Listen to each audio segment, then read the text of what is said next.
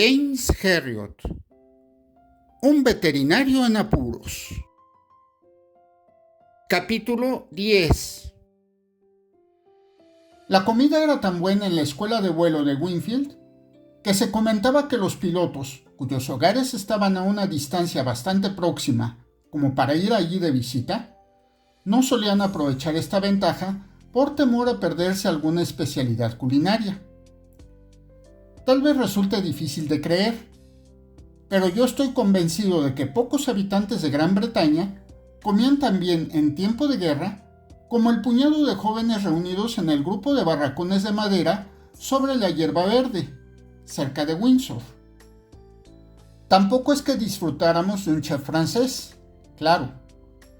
Se encargaban de la cocina dos civiles, viejos y canosos, que llevaban gorras de paño, fumaban en pipa y se mostraban bastante taciturnos en su trabajo.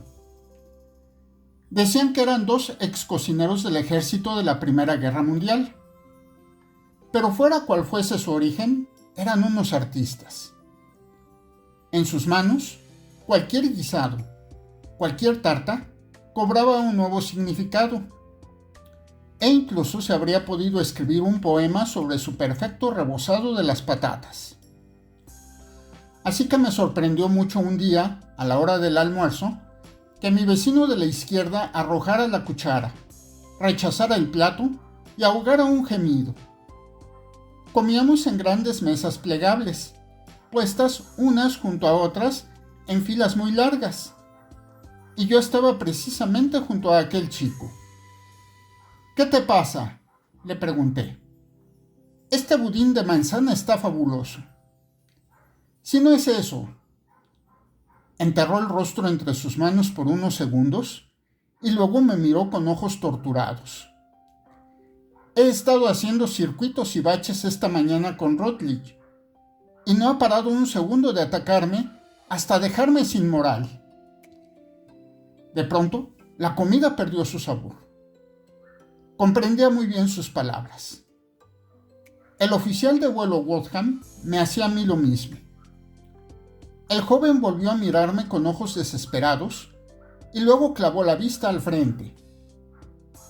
Lo que sí sé, Jim, es que nunca llegaré a ser piloto. Maldita sea. Estas palabras me dejaron helado, porque parecían expresar la convicción que gradualmente había ido creciendo en mí. No creía hacer el menor progreso. Todo me salía siempre mal y estaba perdiendo el ánimo. Como todos mis compañeros, confiaba en graduarme como piloto, pero después de cada ocasión con el oficial de vuelo Woodham, la idea de volar solo alguna vez me parecía más y más ridícula. Y aquella misma tarde, a las 2, tenía otra cita con él. Se mostró tan sereno y encantador como siempre cuando me reuní con él, hasta que subimos al cielo y empezó de nuevo con sus gritos. ¡Relájese, por el amor de Dios! ¡Relájese! ¡Cuidado con la altura! ¿Dónde diablos se cree que va? Y ¿no le dije que centrara la palanca? ¿Es que está sordo o qué? Y finalmente, después del primer circuito y cuando nos detuvimos con un brusco tirón sobre la hierba, ¡vaya, una porquería de aterrizaje! ¡Arriba otra vez! En el segundo circuito cayó en un silencio extraño. Y aunque debería haberme sentido aliviado, creí descubrir algo espantoso en aquella paz desacostumbrada. Solo podía significar una cosa. Estaba convencido de que yo no tenía remedio y abandonaba la lucha. Cuando aterrizamos, me dijo que apagara el motor y saltó del asiento trasero. Yo estaba a punto de soltarme las correas y seguirle, cuando me indicó con una seña que me quedara en el asiento. ¡Quédese donde está! Y ahora, ¡arriba con él! Le miré a través de las gafas. ¿Cómo? ¡Que puede volar! ¿Quiere decir yo solo? ¿Que voy a volar en solitario? Sí, claro. Venga a reunirse conmigo en la barraca de vuelo cuando haya aterrizado y entregado el aparato. Se volvió y se alejó sobre la hierba sin volverse ni una vez. Pocos minutos después se acercaba un mecánico hasta donde yo continuaba tembloroso en el asiento. Escupió sobre la hierba y luego me miró con patente disgusto. Bien, amigo, dijo. Ahí tiene un avión estupendo. Asentí. Bien, pues no quiero verlo hecho trizas. ¿Entendido? Entendido. Me lanzó una mirada final de asco y se acercó a la hélice. Aunque me vencía el pánico, no olvidé el ejercicio completo de cabina que me habían repetido tan a menudo. Nunca pensé que tendría que utilizarlo en una emergencia así, pero repasé automáticamente los controles, el timón, los alerones y el elevador. Luego el combustible, el motor cerrado, la válvula, el motor abierto y la válvula en el punto justo. ¡Contacto!, grité. El mecánico accionó la hélice y el motor empezó a rugir. Abrí del todo la válvula y el tigre polilla avanzó a saltos sobre la hierba. Mientras iba cobrando velocidad, adelanté la palanca para alzar la cola. Luego, al echarla atrás de nuevo, cesaron los saltos y me lancé con suavidad al aire, mientras desaparecía bajo mis pies el gran barracón comedor al extremo del campo. Me dominó una sensación de alegría, de triunfo. Lo imposible había sucedido. Estaba allí arriba solo, volando al fin realmente. Había estado tan seguro del fracaso que la impresión de alivio fue abrumadora. En realidad me emborrachó, de tal modo que durante mucho tiempo me limité a volar al azar, sonriendo estúpidamente. Cuando al fin recobré el sentido, miré hacia abajo sobre la borda, tan contento. Ya debía de ser hora de volver, pero al dirigir la vista hacia abajo, la fría realidad cayó bruscamente sobre mí. No reconocía nada en el gran mosaico verdoso que se extendía a mis pies. Todo parecía más pequeño que de costumbre. Con la boca seca miré el altímetro. Volaba a más de 600 metros. Comprendí de pronto que los gritos del oficial Woodham sí tenían razón de ser, que siempre había hablado con mucho sentido común y dándome buenos consejos, y que en cuanto me había visto solo en el aire, yo los había ignorado todos. No me había preocupado de mantenerme a nivel de una nube. No había observado el horizonte artificial. No había vigilado cuidadosamente el altímetro y ahora me había perdido. Fue una impresión terrible, esa sensación de aislamiento completo. Mientras registraba desesperadamente aquel paisaje de cuadros verdes buscando un objeto familiar. ¿Qué hacía uno en un caso así? Seguir hacia el sur de Inglaterra hasta encontrar el campo de una granja lo bastante grande para aterrizar y luego volver abatido a Winfield. Claro que quedaría como un imbécil rematado y además había muchas probabilidades de que destrozara el aparato tan estimado por aquel mecánico e incluso me hiciera trizas yo mismo. No dudaba de que, hiciera lo que hiciese, mi nombre sería famoso.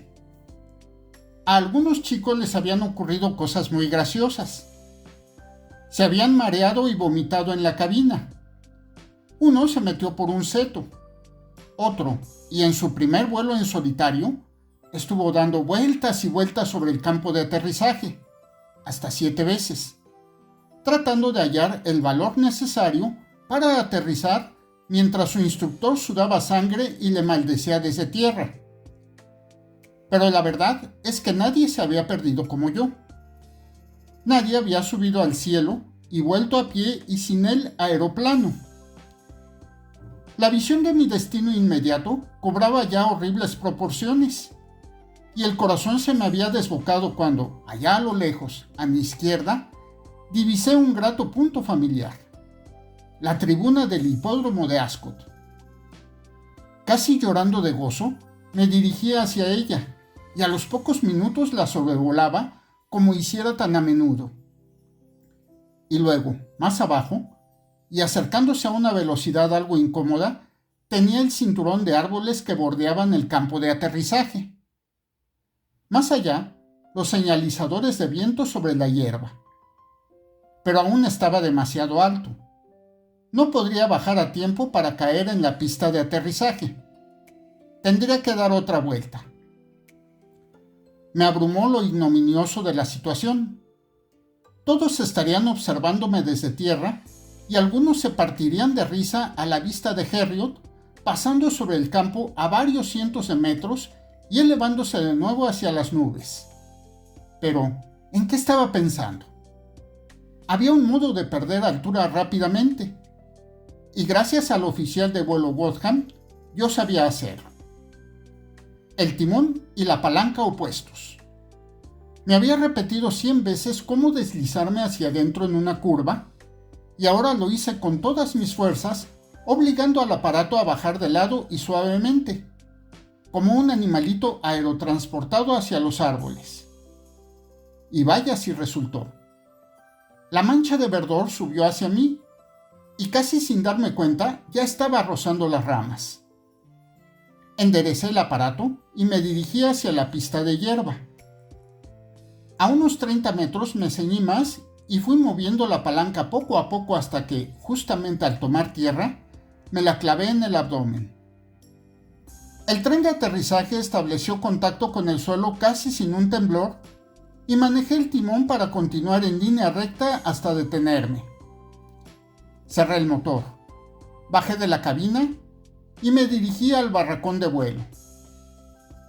El oficial de vuelo Wadham estaba sentado a la mesa, con una taza en la mano y alzó la vista cuando entré. Se había quitado las ropas de vuelo y llevaba el uniforme de campaña con las alas. Esas alas con las que todos soñábamos. Y la cinta de DFC, Distinguished Flying Cross, con decoración británica. ¡Ah, Heriot! Estoy tomando café. ¿Quiere sentarse conmigo? Gracias, señor. Me senté y él me acercó una taza. Vi su aterrizaje. Encantador. Realmente encantador. Gracias, señor.